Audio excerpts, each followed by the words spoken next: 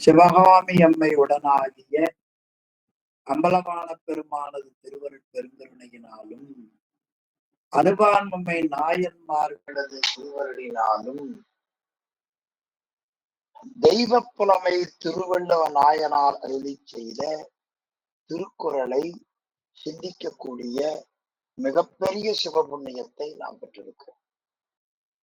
அந்த புண்ணியத்தை அருள் செய்த திருவருளையும் குருவருளையும் போற்றி கேட்டு சிவபுண்ணியம் பெறுகிற தொண்டர்களின் திருவடிகளையும் சிறமேல் கொண்டு மனம் மொழி மெய்களாலே வணங்கி வருகிறோம். அன்பர்களே, தெய்வ புலமை திருவள்ளுவ நாயனார் அருளி செய்த திருக்குறளில் துறவற இயல் என்கிற பகுதியை நாம் சிந்திக்க இறையருள் கூட்டி வைத்திருக்கிறோம். அந்த துறவற இயல்ல முதல் அதிகார அருளுடைமை. அப்ப துறவு என்பது அருளதான் தொடங்க வேண்டும். அதான் இந்த துறவுனா என்னன்னே தெரியாம உலகத்துல பல சமயத்தாரும் பல வகைகள்ல துறவை சொல்லுகிறார்கள்.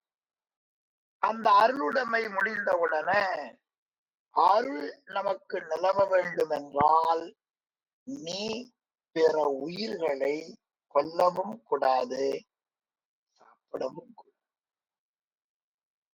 கடைசியா சொன்னார், கொல்லான் புலாலை மறுத்தானை. புலால் மருந்து புலாலை மறுத்தானை கைகூப்பி எல்லா உலகம் தொழும் என்று எல்லா உயிரினங்களும் மதிக்கத்தக்க ஒரு செயல் இருக்குமானால் நீ புற உயிர்களுக்கு துன்பம் விளைவிக்க கூடாது, கொல்லக்கூடாது. பிற உயிர்களின் அந்த உடம்பை நீ உண்ணக்கூடாது என்று காட்டினார். இதுதான் மிகப்பெரிய தவம். இந்த கொல்லாமையும் புலாலை உண்ணாமையும் மிகப்பெரிய தவம். தவத்தை பற்றி அந்த காலத்துல வள்ளுவ பெருமான் காலம் அதற்கு முன்னேயும் பலவிதமான நெறிகளை பற்றி சமயவாதிகள் சொன்னார். சமயம் என்பது என்ன?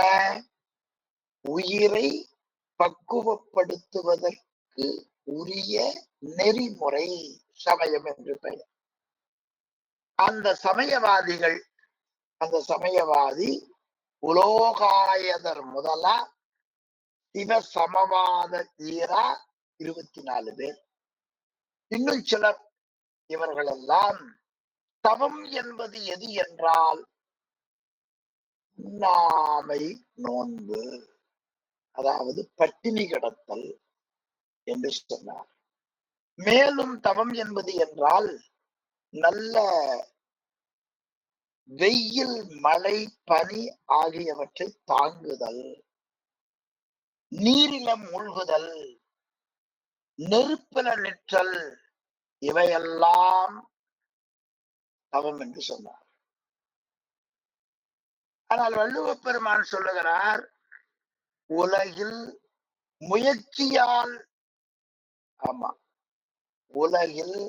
முயற்சியால் வரும் துன்பங்களை பொறுத்தல், பிற உயிர்களுக்கு துன்பம் செய்யாது. அதுவே தவம் என்று ஒரு தெளிவான செய்தியை காட்டுகிறார் வள்ளுவர். ஆக வள்ளுவ பெருமானுடைய அறிவுரையின்படி தன் முயற்சி தவமே இல்லறத்தவம். அப்ப இல்லறமே ஒரு தவம். அதில் இல்லறத்தவம் என்றும் இல்லற துறவென்றும் இல்லற வேள்வி என்றும் இந்த 3 வள்ளுவருடைய சிந்தனை. இல்லற துறவு, இல்லற வேள்வி, இல்லறத்தவம். இப்படியாக அந்த தவத்தை பற்றி வள்ளுவ பெருமான் சில கருத்துக்களை, நல்ல சிந்தனையை மக்களுக்கு காட்டுகிறார். பொதுவா தவம் செய்ய வேண்டும் என்று எல்லாரும் சொல்லுவார்கள்.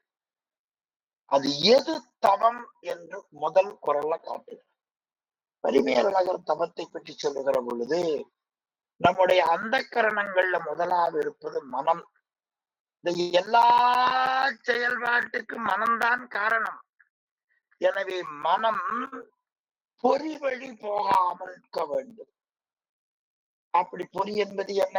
அறிகருவி, தொழிற்கருவி. இந்திரியங்கள் வழி மனம் போகக்கூடாது. அதனால சொன்னார்கள், மனம் போன போக்கெல்லாம் போக வேண்டாம். அழகா சொன்னார்கள்.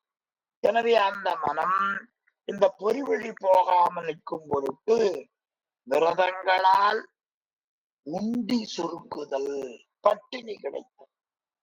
மேலும் ரொம்ப வெப்பமான காலத்துல வெயில்ல நிற்றல். பிறகு மழை காலத்துல பனிக்குள்ளேயும் நீர்நிலையும் நிற்றல்.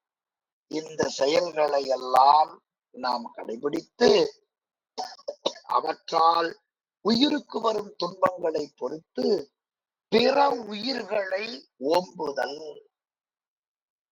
எனவே புலாலை மறுத்து உயிர்கள் மேல் அருள் முதிர்ந்து செய்யப்படுவதுதான் தவம். இது பரிமேலழகர் உரை.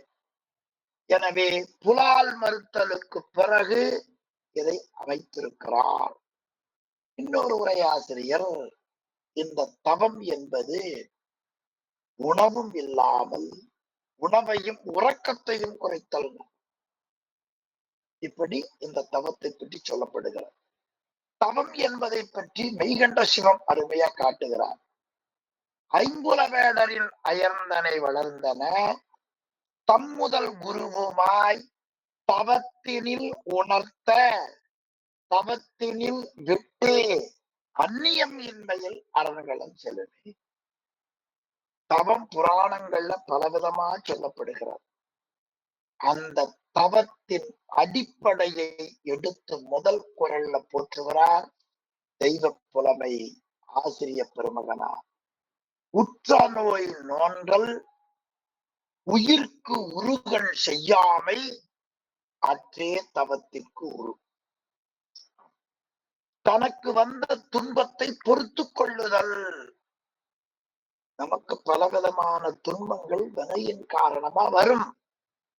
அப்படி வினையின் காரணமா வரக்கூடியவைகளை இது வினை என்று நாம் போற்ற வேண்டும். ஆக தவத்தின் வடிவம் என்ன? தவத்திற்கு உரு. உருண வடிவம் என்று பெயர். தவத்திற்குரு இருக்குது. அதை பிடிக்கிற போது தவத்திற்கு உரு என்று பிரிக்க வேண்டும். அப்ப தவத்திற்கு எது வடிவு என்றால் உற்ற நோய் நோன்றல் உயிருக்கு உருவம் செய்யாமை அற்றே. தன்னுடைய உயிருக்கு வரக்கூடிய துன்பங்களை பொறுத்தல், தாம் பிற உயிர்களுக்கு துன்பம் செய்யாமை, இது மிகப்பெரிய தவம் என்று காட்டினார். அதுல ஒண்ணு போட்டார், அற்றே. அற்றே என்பது தேற்றேகாரம். எனவே தவத்திற்கு உரு என்பது உற்ற நோய் நோன்றல், உயிருக்கு உருகன் செய்யாமை, பிறருடைய வலியை கண்டு இறங்குதல் என்பதாக தவத்தை நமக்கு காட்டுகிறது. ஆக தன்னுடைய முயற்சியின் காரணத்தால் வந்த துன்பங்களை தாங்கிக் கொள்ளுதல், பிற உயிர்களுக்கு துன்பம் செய்யாதிருத்தல், இந்த இரண்டுமே தவத்துக்கு வடிவமாகும் என்று காட்டுகிறது.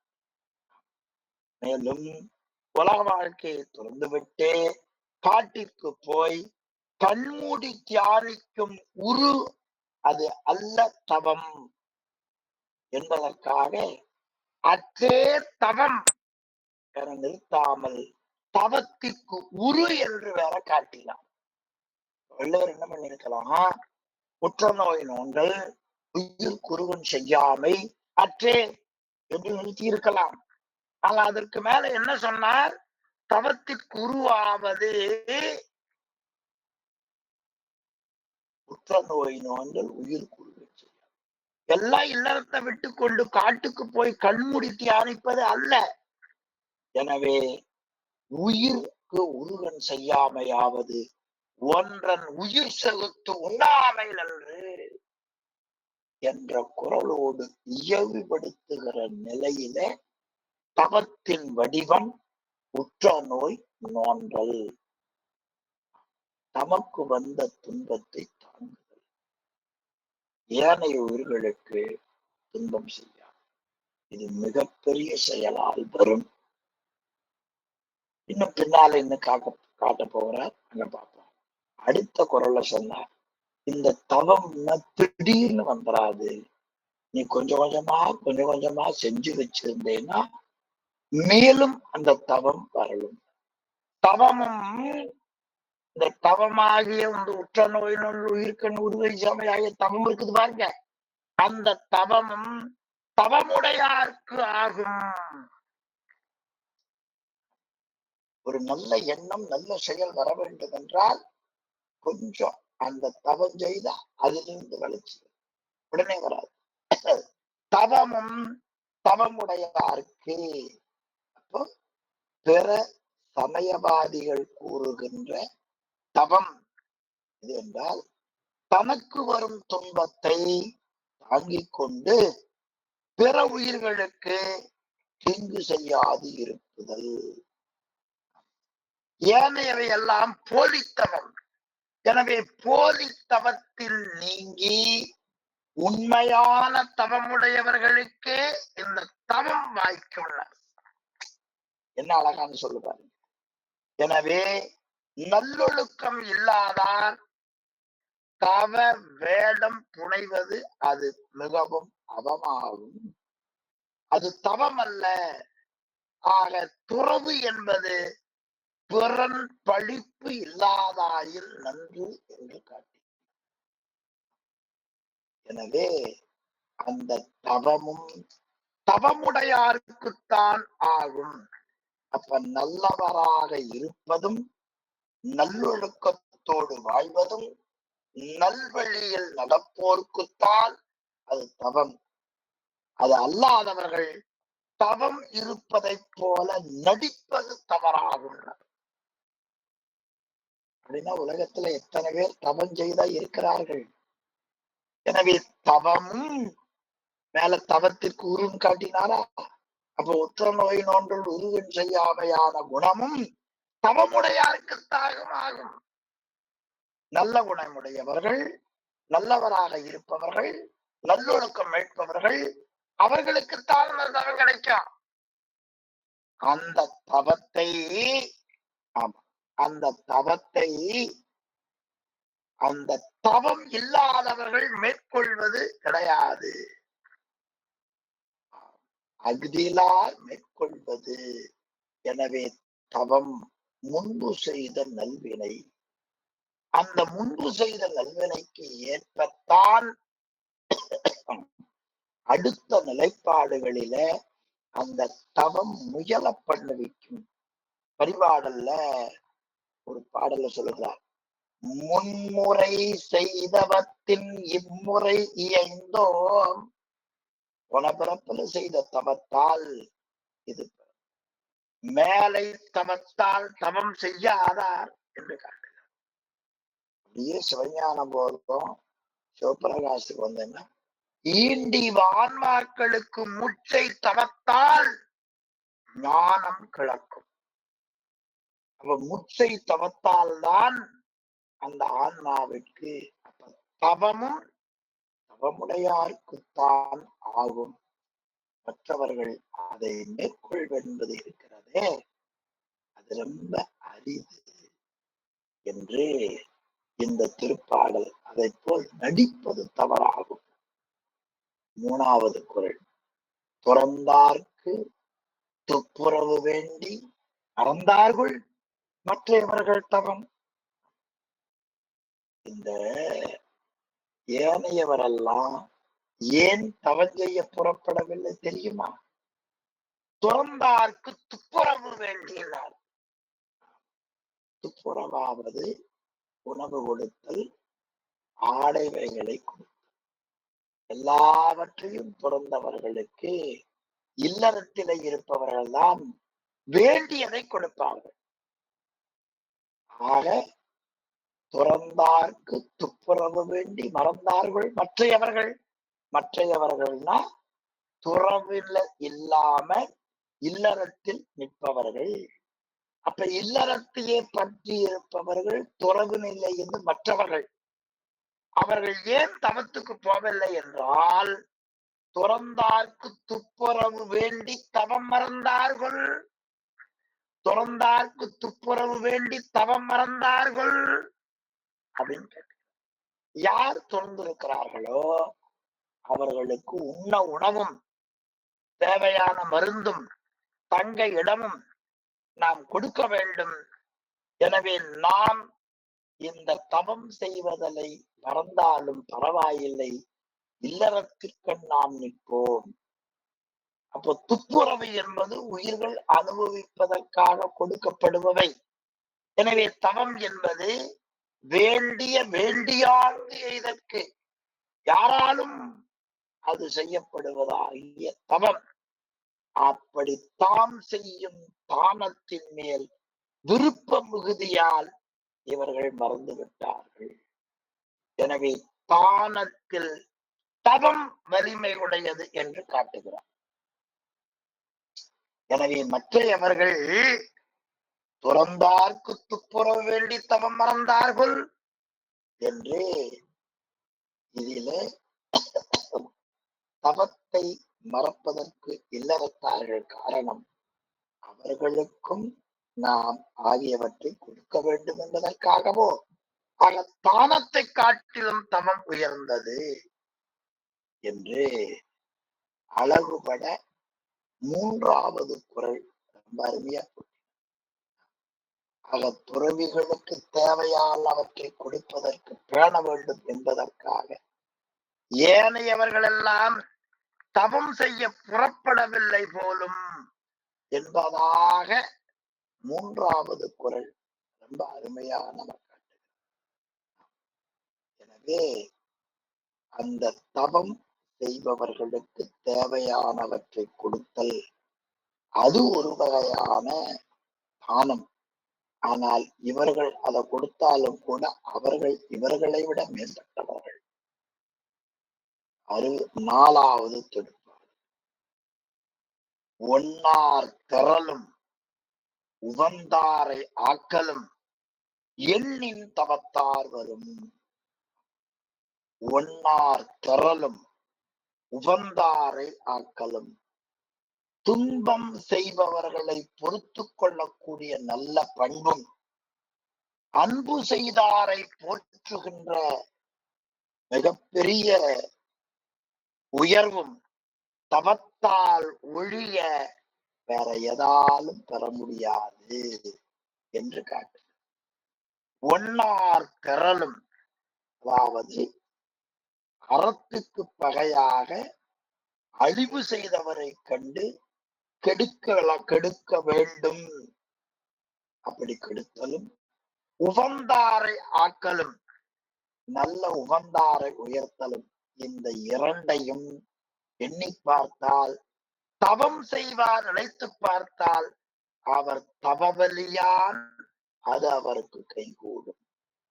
ரொம்ப நல்லா அருமையா காட்டினார். ஒன்னார் பெரியவராயினும் உவந்தார் சிறியவராயினும், அதுல அந்த சொல் போட்டார் திரளும் என்று ஒரு சொல் போட்டார். நாலாவது குறள்ல பார்த்தீங்கன்னா தன் முயற்சி தவமுடையார் முன்னேற்றத்தில யாரும் தடுக்க முடியாது.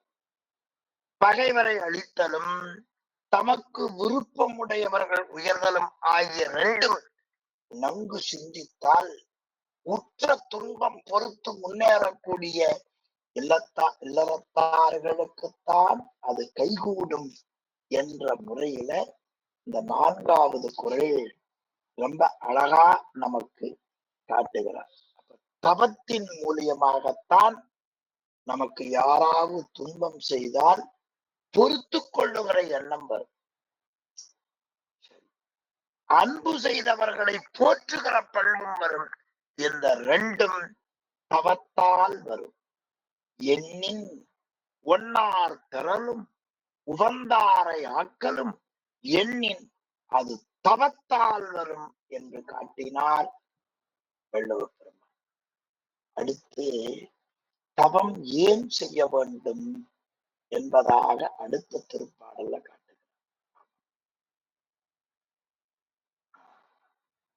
இந்த குறள் என்ன சொன்னார்? பகைவரை வெற்றி கொள்ளுதலும் நட்புடையவராக ஒருத்தர் ஆதலும். இது இப்பத்த செயல்பாட்டால மட்டும் வராது, முன் செய்ய தரத்தினால்தான் வரும். நமக்கு ஒருத்தர் பகைவர் வந்தாலும் அல்லது ஒருத்தர் நட்புடையவர் வந்தாலும் இப்ப பழகிறதுனால மட்டும் வந்துடல. போன பிறப்பில இவங்களுக்கு நமக்கு ஏதாவது நாம் தவம் செய்திருப்போம், ஆனால் இவர்கள் இணைப்பு, இவர்கள் நட்பு, இதெல்லாம் நமக்கு வரும் என்று தவத்திற்கேற்பத்தான் இவையெல்லாம் வரும் என்று காட்டினார். அடுத்த திருக்குறள்ல வேண்டிய வேண்டியாங்கு எய்தலால் செய்தவம் ஈண்டு முயலப்படும். நல்ல குறளுங்க. 5வது குறள். வேண்டிய வேண்டியாங்கு எய்தலாம். நாம முயன்று என்ன நாம செய்ய வேண்டும் என்று எண்ணுகிறோமோ அது மறுபிறப்பிலேயும் வேண்டியவாறு பயன் கொடுக்கும்படி பெறலாம். எதன் மூலம்? தவம் செய்வதால். எனவே இப்பிறப்பிலே அறிவுடையோர்கள் தவம் செய்ய முயலுவார்கள். ஏன்? அந்த தவம் அடுத்த பிறப்பு வரை என்ன வேண்டுகிறார்களோ அதை கொடுப்பது தவம் ஒன்றுதான். எனவே நாம் எண்ணியதை எண்ணியபடி அடைய வேண்டும் என்றால் எண்ணியபடி அடைய செய்வது தவம். எனவே தவம் எல்லாராலும் அதை முயற்சி செய்தாவது தவம் செய்கிறார்கள். விரும்பியதை விரும்பியபடியே கொடுப்பது தவம்தான். எனவே தவம் செய்தலையே நாம் முயற்சி செய்ய வேண்டும். இந்த தவத்தின் மூலமாக இம்மை பயனும் மறுமை பயனும் கிடைக்கும். அதற்கு கட்டாயம் தவம் செய்ய வேண்டும் என்று இந்த குறள்ல வேண்டிய வேண்டியாங்கு எய்தலால் செய்தவம், நீ செய்யக்கூடிய அந்த தவம் ஈண்டும் முயலப்படும். எனவே அறிவுடையவர்கள் அந்த தவத்தை செய்ய முற்படுவார்கள். இது நமக்கு அருமையா காட்டுகிறார். தவம் ஒரு நெறி. அது நம்முடைய சுந்தரமூர்த்தி சுவாமிகள் இறைவன் தடுத்தாட்கொண்ட பிறகு தில்லை நோக்கி போவதற்கு முன்னால், அத்தா வேண்டிக் கொள்வேன் தவநெறியே, ஐயா வேண்டிக் கொள்வேன் தவநெறியே, அண்ணா வேண்டிக் கொள்வேன் தவநெறியே, அந்த தவ நெறியை எனக்கு கொடுக்க வேண்டும் என்று. இந்த சம்பந்த தேவாரத்துல கூட தவ நெறி அருள் எமக்கு என்று இறைவனிடத்துல வேண்டியதாக தேவாரம் நமக்கு சொல்லுகிறது. அந்த தவம்தான் அடுத்த நிலைக்கு நம்மை கொண்டு போய் சேர்த்தும். அது முன்பு செய்த தவத்துக்கு ஈட்டம் என்று சிவபிரகாசத்திலேயும் மாபதி சிவாச்சாரியார் ரொம்ப அருமையா நமக்கு சொல்லுகிறார். பழமொழி, பெருங்கதை, சிவசிந்தாமணி, பொருளாற்றுப்படை, கலித்தொகை, இவை எல்லாவற்றிலேயும் இந்த தவத்தை பற்றி செய்ய வேண்டும். அந்த தவம் நீ முயன்று செய்வதற்கு காரணம், நீ என்ன எண்ணுகிறாயோ வேண்டுகிறாயோ அதை நீ பெறுவதற்கு தவம் செய்ய வேண்டும் என்பதாக 5வது திருப்பாடல் ரொம்ப சிறப்பு. அடுத்தாவது பாடல். தவம் செய்வார் தம் கருமம் செய்வார், மற்ற அல்லார் அவம் செய்வார் ஆசையுள்பட்டு. தம் கருமம் செய்வார் தவம் செய்வார். தவம் என்ன? தன்னுடைய கருமங்களை செய்தல்.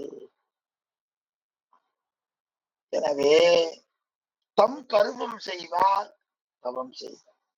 அப்ப துறந்து தவத்தை செய்வார். மற்றையர் எல்லோரும் ஆசையுள்பட்டு அவம் செய்ய, மற்ற எல்லோரும் ஆசையில் பட்டு அவன் செய்வார்.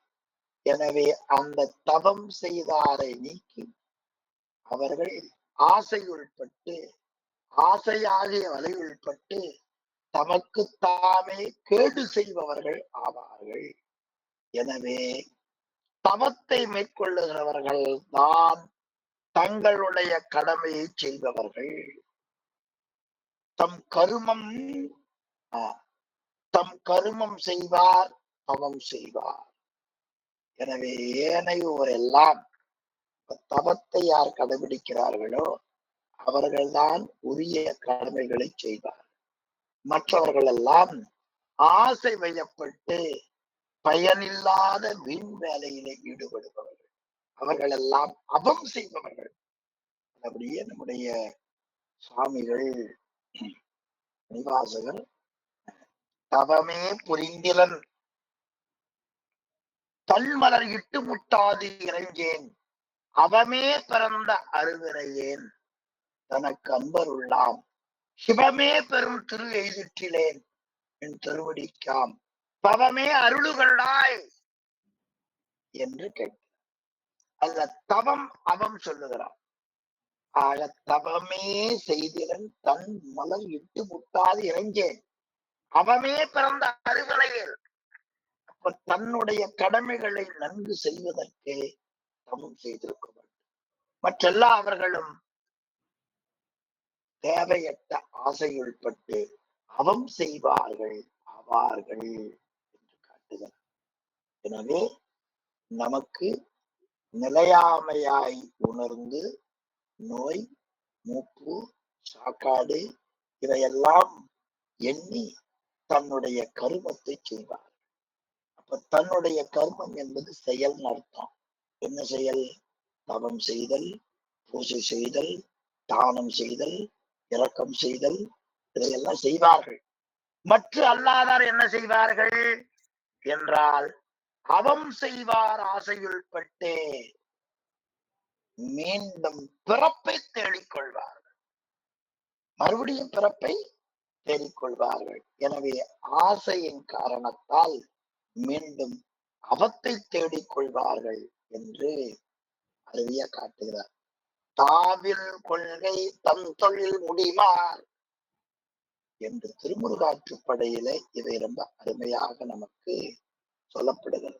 தலையாயார் தம் கருமம் செய்வார் என்று நாலடியாரிலேயும் ஒரு திருப்பாடல் நமக்கு நெறிப்படுத்துவதை உரையாசிரியர்களும் காட்டுகிறார்கள். எனவே தம் கருமம் செய்வார், தவம் செய்வார். மற்றையவர் ஆசையுள்பட்டு அவம் செய்வார் என்று 6வது குறள்ல போற்றி இருப்பதை 7வது குறள் கூடுதலான செய்தி உண்மை முகத்தால் இந்த பொன் இருக்கிறதே, அந்த பொன் புடம் போட போட போட அதனுடைய தரம் மாறும். அதை போல துன்பம், அந்த வருத்தம் இவையெல்லாம் நமக்கு வருகிற பொழுது தவ உணர்வு வலுப்படும். அந்த உணர்வு வலுப்படும். சுட சுட பொன் போல் ஒளிவிடும் துன்பம் சுட சுட நோக்கிப்பவருக்கு என்று இந்த 7வது குறள். துன்பம் வருவதால் நீ ஒன்னும் சிந்திக்க வேண்டியதில்லை, அது மீண்டும் உனக்கு உயர்வை தரும். ஆக தன்னுடைய கடமையை இல்லை, தங்கத்தை நெருப்பிலிட்டு சுட சுட அது அந்த குற்றம் நீங்கி தங்கம் ஒளிவிடுவதை போல ஒருத்தருக்கு துன்பமானது அது சுட சுட அதை தாங்கிக் கொள்பவர்களுக்கு வாழ்க்கையிலே ஒளி கிடைக்கும். அதுதான் உற்ற நோய் நோன்றல். தனக்கு வருகிற துன்பத்தை பொறுத்து கொண்டு அதன் மூலமா நன்மையை பற்றி சிந்தித்தல். எனவே துன்ப வருத்தம் மிக மிக தவ உணர்வு வலுப்படும். அப்பொழுது அப்பொழுது தவம் செய்பவர்களுக்கு துன்பம் வருத்தம் வரும். அப்படி தம்மோடு கலந்த அந்த பாவம், அந்த துன்ப வருத்தங்களை அனுபவித்து கழிக்கிற பொழுது அந்த ஆன்மாவிற்கு ஞானம் மிகும் என்று அருமையா காட்டுகிறார். அப்ப தவம் செய்வதால் துன்பம் வருவதால் கண்மம் விடும் தவம். அப்படி கண்மத்தை நீக்கிக் கொள்வதற்காக செய்யக்கூடிய தவம் செய்கிற பொழுது பலவித இன்னல்கள் வரும், துன்பம் வரும், விக்கினம் வரும். அந்த துன்பங்களை பாராமல் தவம் பண்ணக்கூடிய மன உறுதிப்பாடுதான் அவர்களுக்கு கூடுதலாக அது வரும் என்பதை 7வது குறள்ல அருமையா காட்டுகிறார். ஆமா, துன்பம் வருகிற பொழுது தவ உணர்வு வலுப்படும் என்று காட்டி 8வது குறள், தன் உயிர் தானற பெற்றானை ஏனைய மண்ணுயிரெல்லாம் போன அதிகாரத்தில் என்ன சொன்னார்? கொல்லான் புலால் மறுத்தானை கைகூப்பி எல்லாவுளும் தொழுங்க. மண்ணுயிர் எல்லாம் தொழுங்கிறார். தன் உயிர் தானற பெற்றார்.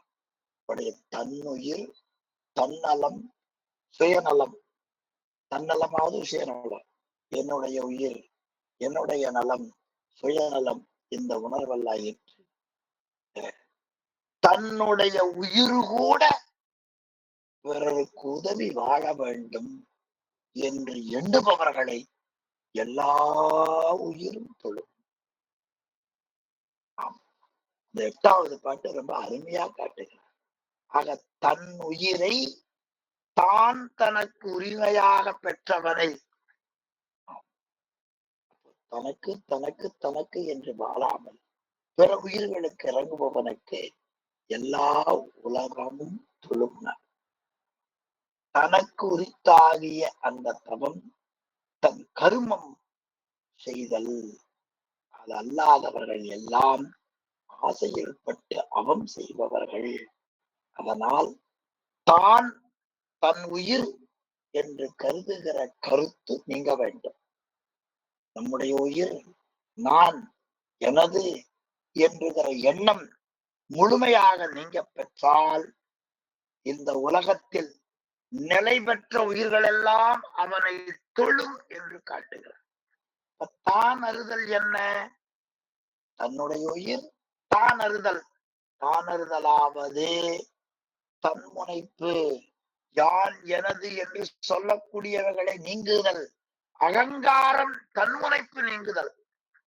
அது தான் அற, தன்னுயிர் என்கிறதை மட்டும் நினைக்காம அப்படி வாழக்கூடியவன் ஏனைய மண்ணுயிரெல்லாம் எல்லா உயிர்களும் அவனை தொழும் என்று இந்த திருப்பாடல்ல எல்லா உயிரும் தொழக்கூடிய நெறியையும் எடுத்துக்காட்டு. அடுத்த பாடல் 9, கூற்றம் குதித்தலும் கைகூடும் நோற்றலின் ஆற்றல் தலைப்பட்டவர்க்கு. நல்ல தவ உணர்வால் வலுப்பெற்ற ஒரு உயர்ந்த தவத்தன்மை உடையவர்களை யமன் கூட எதுவும் செய்ய முடியாது. நல்ல தவவிடத்துல யமன் வரமாட்டான். யமன் கூட எதுவும் செய்ய முடியாது. எனவே தன்னுயிர் கூட, உயிரக்கூட பிறருக்கென வாழக்கூடிய நிலையில் வந்துவிட்டால் தன்னுடைய உயிரை கொண்டு போக யமன் வந்தான், நாம கவலைப்பட வேண்டியதில்லை. யமனையும் வெல்லலாம் என்று காட்டுகிறார். கூற்றம் குதித்தலும் கைகூடும். குதித்தல்னா கூற்றத்தை வெல்லுதல், அதை கடத்தல். அது உனக்கு கிடைக்கும்பா. எப்ப? நோற்றலின் ஆற்றல் தலைப்பட்டவருக்கு, தவத்தால் வரக்கூடிய அந்த சாதனையால் வரக்கூடிய செயல்பாடு தலைப்பட்டவர்களுக்குத்தான் எவனை வெல்ல முடியும். எனவே இந்த ஆற்றல் எப்படி வரும் என்று கேட்டால், மண்ணுயிர்கள் எல்லாம் தொழும்படியாக வாழ்ந்தால் அது கிடைக்கும். மற்றவர்களுக்கு யமனை வெல்லக்கூடிய நிலை கிடைக்காது. அது எப்படி அந்த இது கிடைக்கும்னா, மார்க்கண்டையன் எப்படி தப்பினானோ அதை போல நல்ல தவம் செய்த பெரியவர்கள் என்ன செய்யலாம்? யமனையும் வெல்லலாம். கூற்றம் குதித்தலும் கைகூடும். எதற்கு? நோற்றல் தவத்தை மேற்கொள்பவனுக்கு என்பதாக 9வது குறள்ல காட்டி, 10வது குறள்ல ரொம்ப அருமையா ஒரு செய்தியை காட்டினார். இந்த உலகத்துல ரொம்ப வறியவர்களாக உலகத்தில் நிறைந்திருப்பதற்கு காரணம் என்ன என்று கேட்டால், தவ உணர்வை உடையவர்கள் சிலர், அந்த தவ உணர்வு இல்லாதவர்கள் பலர். இலர் இல்லாதவர்கள் பலராகிய காரணம் ரொம்ப அருமையா காட்டினார். இலர் பலராகிய காரணம். உலகத்துல செல்வர்கள் சிலராக இருக்கிறார்கள், வறுமையில இருப்பவர்கள் பலராக இருக்கிறார்கள். என்ன காரணம்? இல்லாதவர் பலர், நோட்பார் சிலர். அது என்ன காரணம்? எல்லாரும் சொல்ல முடியவர்களா, மகிழ்ச்சியுடையவர்களா இருப்பவர்கள் சிலர், துன்பத்தினவர் பலர். என்ன காரணம்? அது வேற ஒண்ணு இல்லப்பா. அதுக்கு என்ன காரணம் தெரியுமா? இலர் பலராகிய காரணம் என்ன தெரியுமா? நோட்பார் சிலர், நோலாதவர் பலர். அந்த பலர் தான் துன்பம் வருகிறது. தவத்தை மேற்கொள்வர்களுக்கு என்ன வருவதில்லை? துன்பம் ஒருபோதும் வராது. எனவே இந்த திருப்பாடல் நிறைவான 10வது பாடல்ல இலர் பலராகிய காரணம் நோட்பார் சிலர் பலர் நோலாதவர் என்று காட்டுகிறார். தவத்தை பற்றி பொதுப்படையாக இங்கு நமக்கு உலகியல பேசினாலும் கூட சிறப்பு வகையால் நம்முடைய திருமுறைகள், சாஸ்திர நூல்கள், வேத நூல்கள் தவத்தை பற்றி வெகு விரிவாக காட்டுகின்றன. புராணங்கள்ல சில வகையான தவம் காட்டுகின்றன. இந்த அதிகாரம் 27வது அதிகாரம்னு பேர். 27 என்பதே திருமுறை ஆசிரியர்கள் மொத்தம் 27 பேர். திருஞான சம்பந்தமூர்த்தி நாயனார் முதலாக, தெய்வ சேக்கிழார் ஈராக திருமுறைகள் 12ஐயும் அருளி செய்தவர்கள் 27 பேர். அந்த 27 ஆசிரியர்கள் காட்டிய 12 திருமுறைகளிலே சொல்லப்பட்ட நெறியை கடைபிடிப்பவர்கள் தவம் செய்தவர்கள். தவம் என்பதை திருமுறைகள் பலவாறு சொல்லுகிறது. பெரும்புலர் காலை மூழ்கி பித்தருக்கு பத்தராகி அரும்பொடு மலர்கள் கொண்டு அங்கு ஆர்வத்தை உள்ளே வைத்து விரும்பினல் விளக்கு தூபம் விதியினால் இடவல்லார்க்கு கரும்பினில் கட்டி கொள்வார். அந்த தவத்தை பற்றி சொல்லுகிற பொழுது சரியை, கிரியை, யோகம், ஞானம், அதாவது சீலம், நோன்பு, செறிவு, அறிவு. ஆக ஒழுக்க சீலம் தேவை.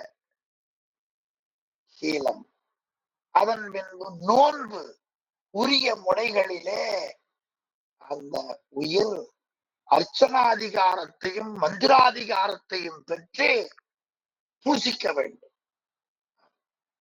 எது தவம்னா சிவத்தை பேணின் தவத்துக்கு அழகுனார். சிவம்னா 2 பொருள். ஒன்று சிவபெருமான குறிப்பது, இன்னொன்னு சிவம் என்பது மங்களத்தன்மையின் பேர். நல்ல நன்மையான செயல்களை நீ பேணி கடைபிடிப்பாய். ஆனால் அதுதான் உற்ற நோய் நோன்றல் உயிர்கூறுகள் செய்யாமை. அது பொது சிறப்பு என்பதிலே நாம் தவம், சரியை, கிரியை, யோக நெறிகளிலே மந்திர அதிகாரத்தையும் அர்ச்சனாதிகாரத்தையும் முன்பு செய்த தவத்திற்கு ஏற்ப நமக்கு கிடைக்க அதை நாம் தொடர்ந்து செய்தால் அந்த உயிர்கள் இன்மை பெருமையும் பெறும், மறுமை பயனையும் பெறும், வீட்டின்பத்தையும் பெறும். இம்மை பயனாவது இந்த ஜென்மத்துல அனுபவிக்கிறதுக்கான இன்பம். மறுமை பயனாவது அடுத்த பிறப்பு என்று ஒன்று இருக்குமானால் அதில் வருகிற இன்ப துன்பங்கள் அவர்களில் இன்பம் உள்ளது. இதெல்லாம் கழிந்தபின் பேரின்பமாகிய வீடு பேரும் கொண்டு செலுத்துவது தவம் ஒன்றுதான். அதனால்தான் குருநாதரா வந்து தவத்தினில் உணர்த்த விட்டு என்று காட்டுகிறார். அந்த தவநிலையில் நிற்கும்படியாக செய்து அப்படி நீ கடைபிடிப்பாய். ஆனால் ஐம்புல வேலை நயந்தனை விளந்ததன தம்முதல் குருவுமாய் தவத்தில் உணர்த்த விட்டு அந்நியம் இன்மையில் அரண்கள் செலுமே அந்த பேரின்பத்தை ஆன்மா பெறும் என்று 12ஆம் நூற்றார் நமக்கு காட்டுகிறது. திருமுறைகளும் பெரிய புராணமும் காட்டுகின்றன. எனவே அந்த அதிகாரம் 27வது அதிகாரம் அது நமக்கு தவம் என்று அமைய பெற்றிருக்கிறது என்பதை சொல்லி இன்றைக்கு இந்த 27 எண் வருவதால் திருமுறை ஆசிரியர்கள் 27 பேரையும் தொகுத்து போற்றுகிற ஒரு திருப்பாடலை ஓதுவாமூர்த்திகள் பாடி இன்றைய வகுப்பை நிறைவு செய்ய வேண்டுமாய் உங்களை வணங்கி நிறைவு செய்வோம். சிவாய நம. உங்களை வணங்குவதே ஒரு பெரிய தவம்தான் என்று மீண்டும் நினைவுறுத்தி இன்றைய வகுப்பை நிறைவு செய்வோம். சிவாய நம. ஐயா ஓதுவாமூர்த்தி ஐயா. ஐயா சிவாய நம. ஐயா திருஞான சம்பந்தர்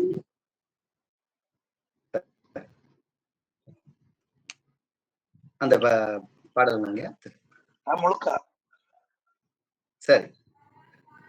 சம்பளம் திருஞான சம்பந்தர் வாகீச சுந்தர திருவாதவூரர் மற்றை திருமாளிகை தேவ தேந்தனார் கருவூரர் தெள்ளு பூந்துருத்தி நம்பி வருஞான கண்டராதித்த வேணாட்டடிகள் வாய்ந்த திருவாலியமுத்தர் மருவு புருஷோத்தமர் சேதிராயர் மூலர் மண்ணு திரு ஆலவாயார் ஒரு காரைக்காலம்மை ஐயடிகள் கேரமான் ஒளிர்கீர கல்லாடனார் கொண்கர் பரணர் மெய்யுணர் இளம் பெருமானோடு ஓங்கு மதிரா படிகளா திருமேவு பட்டினத்தடிகளோடு நம்பியாண்டா நம்பி சேக்கிழாரும் சிவநெறி திருமுறைகள் 12 அருள் செய்த தெய்வீக தன்மையோரே சிவநெறி திருமுறைகள் 12 அருள் செய்த தெய்வீக தன்மையோரே தெய்வீக தன்மையோரே